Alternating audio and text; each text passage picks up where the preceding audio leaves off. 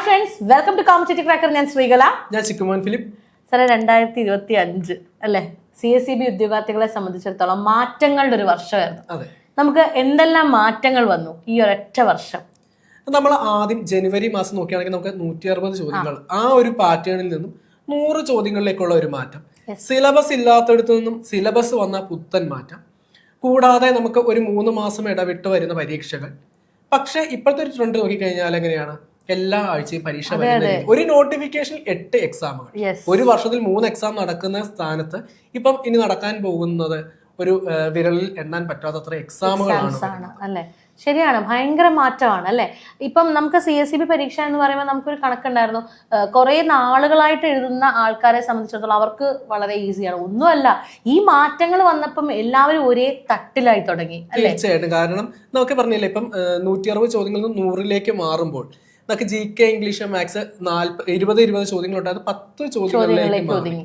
അപ്പൊ നേരത്തെ അവരെ സംബന്ധിച്ച് അവിടെ 1/2 മാർക്കായിരുന്നു. ഒരു ചോദ്യം തെറ്റിക്കഴിഞ്ഞാൽ 1/2 മാർക്കായി പോകുന്നുണ്ടായിരുന്നു.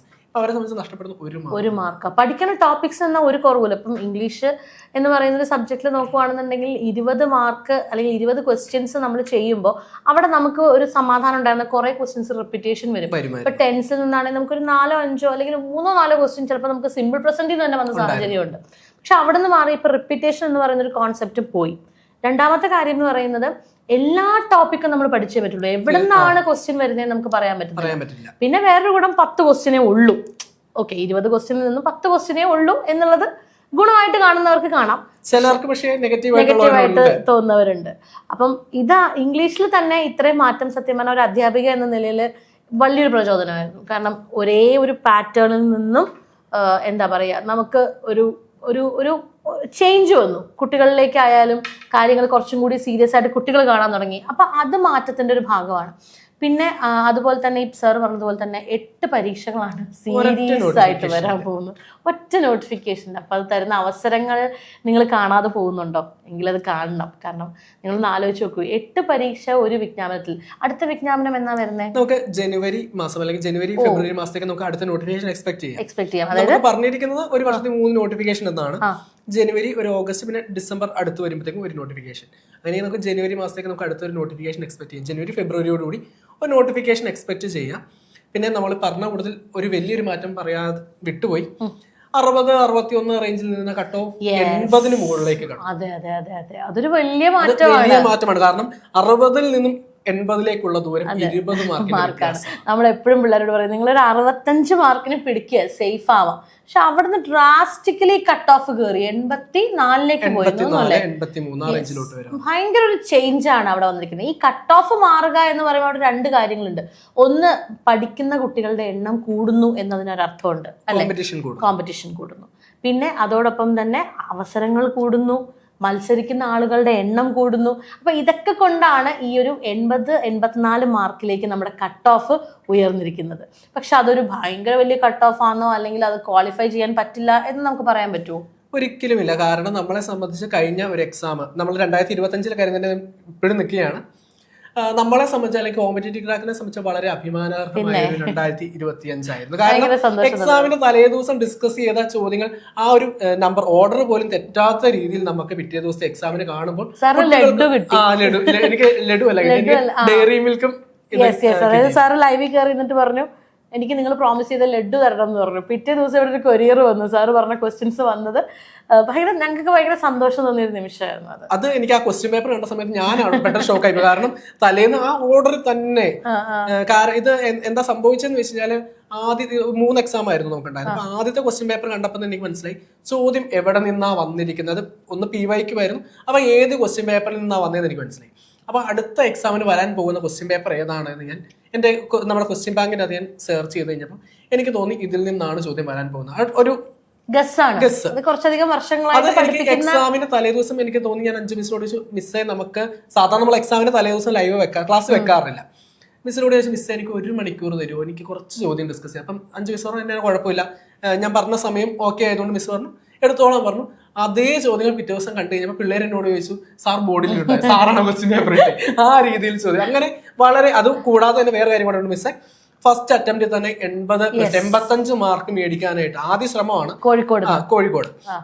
അതായത് ആദ്യത്തെ അറ്റംപ്റ്റ് ആണ്. നമുക്ക് എപ്പോഴും CSEB എക്സാം എന്ന് പറയുമ്പോൾ ഒരു തോട്ട് പ്രോസസ്സ് എന്താണ്, കുറേ വർഷങ്ങളായിട്ട് എഴുതി വരുന്നവരാണ് ലിസ്റ്റിൽ കയറുന്നത്.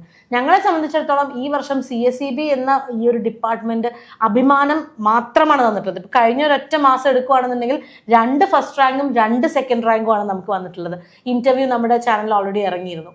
അപ്പം അതോടൊപ്പം തന്നെ നമ്മൾ വിചാരിക്കും കുറേ നാളായിട്ട് എഴുതുന്നവർ അല്ല, ഇവരാരും ഒന്നാമത്തെ കാര്യം വർഷങ്ങളായിട്ട് എഴുതുന്നവരല്ല. രണ്ടാമത്തെ കാര്യം ആദ്യത്തെ അറ്റംപ്റ്റിൽ 85 മാർക്ക് കിട്ടുക എന്ന് പറയുന്നത് സത്യം പറഞ്ഞാൽ ഭയങ്കര കാര്യമാണ്. അത് വളരെ നല്ല കാര്യമാണ്. കാരണം ഒന്ന് ആളുടെ ഹാർഡ് വർക്ക്, ഒന്ന് നമ്മൾ കൊടുക്കുന്ന ഒരു സപ്പോർട്ട്, ഇത് രണ്ടും കൂടെ ആയി കഴിഞ്ഞാൽ ഫസ്റ്റ് അറ്റംപ്റ്റ് തന്നെ. അതിനുവേണ്ടി ഞാൻ പറഞ്ഞു, നമ്മൾ പറയുന്ന ഒരു പാറ്റേൺ ഉണ്ട്, പഠിക്കാനായിട്ട് എങ്ങനെ പഠിക്കണമെന്ന് നമ്മൾ കറക്റ്റായിട്ട് പറഞ്ഞു കൊടുക്കും. ആ ഒരു പാറ്റേൺ ഫോളോ ചെയ്യുന്ന എല്ലാ സ്റ്റുഡൻസിനും എനിക്ക് വേറൊരു സന്തോഷകരമായ കാര്യം, ഇപ്പം ഫസ്റ്റ് അറ്റംപ്റ്റ് നമ്മൾ 85 സ്കോറിന് മാത്രം പറയുന്ന ഒരു സമയത്ത് എൻ്റെ എല്ലാ സ്റ്റുഡൻസും തന്നെ അറൌണ്ട് 70 സ്കോറാണ്. ആദ്യ അറ്റംപ്റ്റ് തന്നെ 70 മാർക്ക് എന്ന് പറയുമ്പം അത് ആസ് എ ഫാക്കൽറ്റി എന്നെ സംബന്ധിച്ച് വളരെ പ്രൗഡ് ആയിട്ടുള്ള ഒരു കാര്യമാണ്. അതെ, നമുക്ക് എല്ലാവർക്കും അഭിമാനം തന്നൊരു കാര്യമാണ്. സാർ അതിൻ്റെ ഒരു മെന്ററാണ്.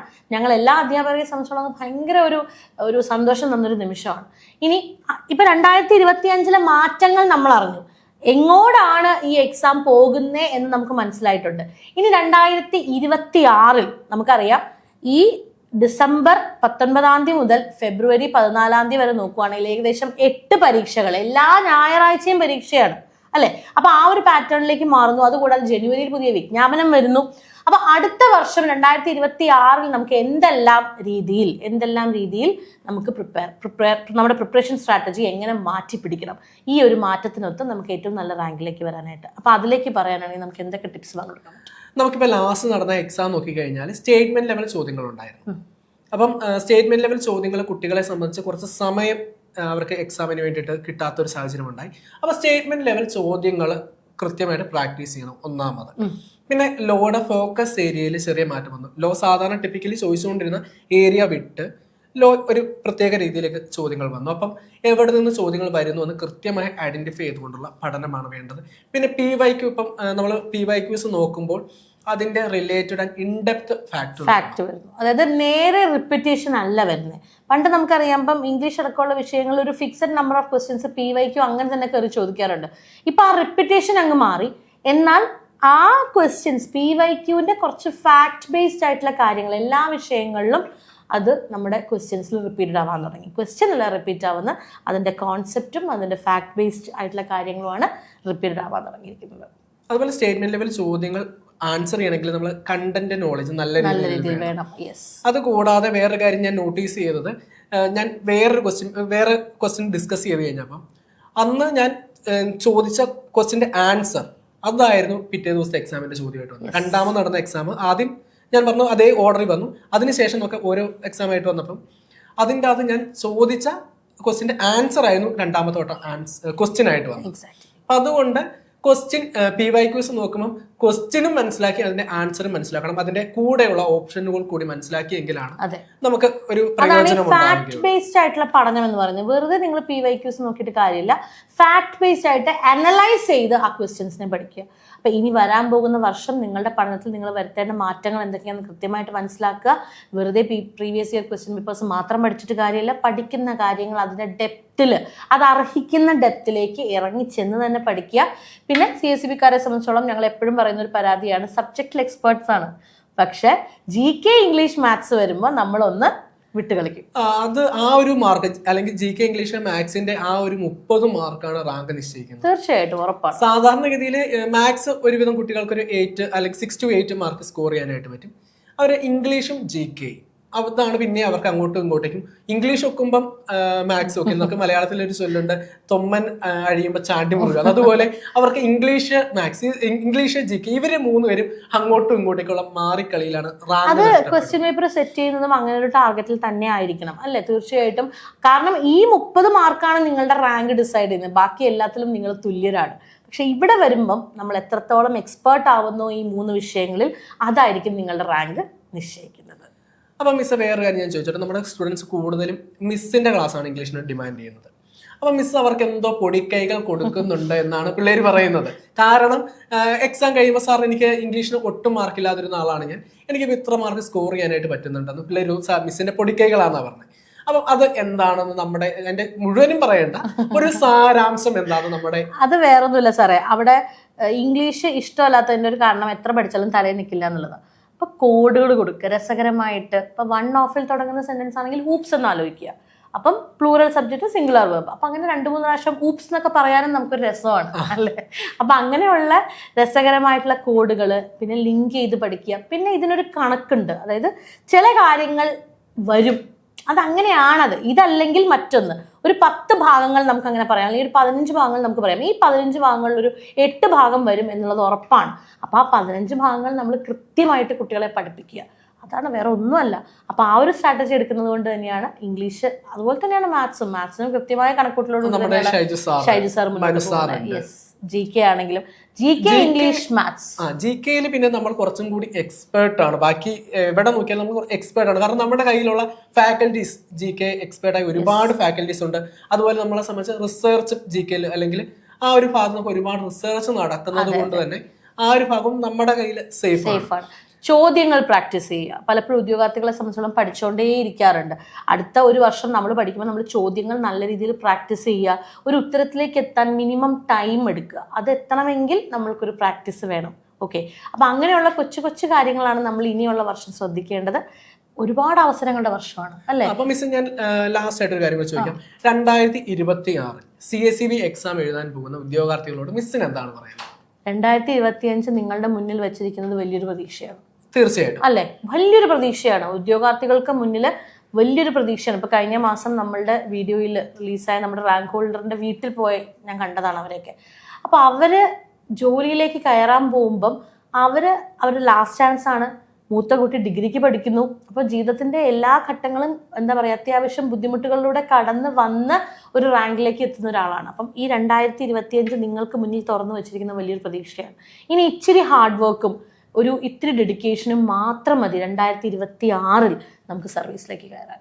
ആ ഒരൊറ്റ കാര്യം നിങ്ങൾ ഓർത്ത് നോക്കുക. ഭയങ്കര അവസരമാണ്. നമ്മളെപ്പോഴും PSC പരീക്ഷയ്ക്ക് വേണ്ടി നിങ്ങൾ ഒരുപാട് പേര്, ഇപ്പോൾ വരാൻ LDC പോകുന്നുണ്ട്, നമ്മളെല്ലാവരും ഇരുന്ന് പഠിക്കും. ഡിഗ്രി പ്രിലിംസ് നമ്മളെല്ലാവരും ഇരുന്ന് പഠിക്കും. പക്ഷെ അവിടെ നിങ്ങൾ മത്സരിക്കുന്നത് 10 ലക്ഷത്തിനടുത്ത് കുട്ടികളോടാണ്. പക്ഷെ ഇവിടെ നിങ്ങളുടെ സബ്ജക്റ്റിലുള്ള, നിങ്ങളുടെ വിഭാഗത്തിൽ, അല്ലെങ്കിൽ നിങ്ങളുടെ ആ ഒരു എഡ്യൂക്കേഷൻ ക്വാളിഫിക്കേഷനുള്ള ഉദ്യോഗാർത്ഥികളോട് മാത്രമാണ് നിങ്ങൾ മത്സരിക്കുന്നത്. അതും നിശ്ചിതമായ ബാങ്കുകൾക്ക് തീരെ വരുന്ന റാങ്ക് ലിസ്റ്റിലാണ് നിങ്ങൾ വരുന്നത്.